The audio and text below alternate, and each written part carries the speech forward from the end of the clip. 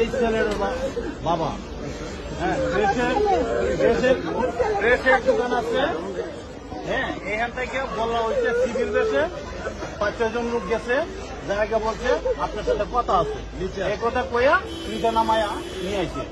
তারপরে 3 দিন পরে আজকে সকালবেলা আমরা খবর পাইছি, হ্যাঁ, পল্টন থানা, আর আমরা থাকি মিরপুর থানায়।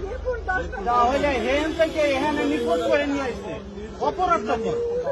হ্যাঁ, এই ছেলের বাবা, এই ছেলেটা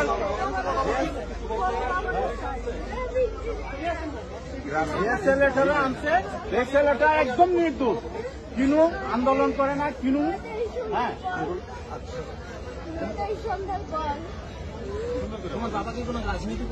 না না না, কিনু রাজনীতি নাই, সে এই জিনিস কিনু বুঝেই না। মানে আজকেই খবর পাইছি আমরা যে মিরপুরে যত থানা আছে সম্পূর্ণ থানা খুঁজছি আপনার পাই না।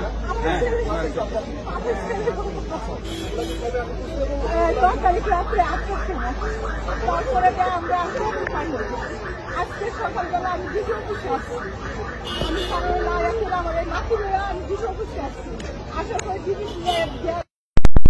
আমার ছেলের ছবি দেখাইছি, দেখানোর পরে বলে যে আমরা আনি নাই, কিন্তু উনারাই দিয়ে গেছে পল্টন থানায়। তারপরে বাসা থেকে একজন গিয়া বলছে যে আপনার ছেলে, আমার মেয়ের গিয়ে বলছে যে আপনার ভাই পল্টন থানায় আছে।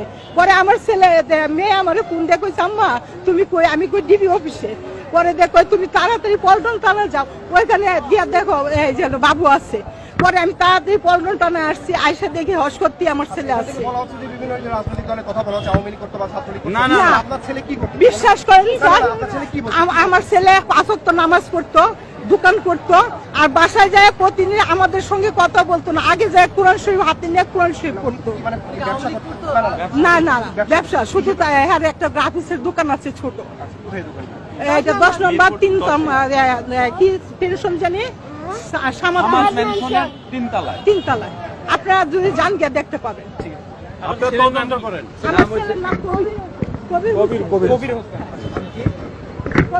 আপনারা চাইলেও জানতে পারবেন, সবাই জিজ্ঞাসা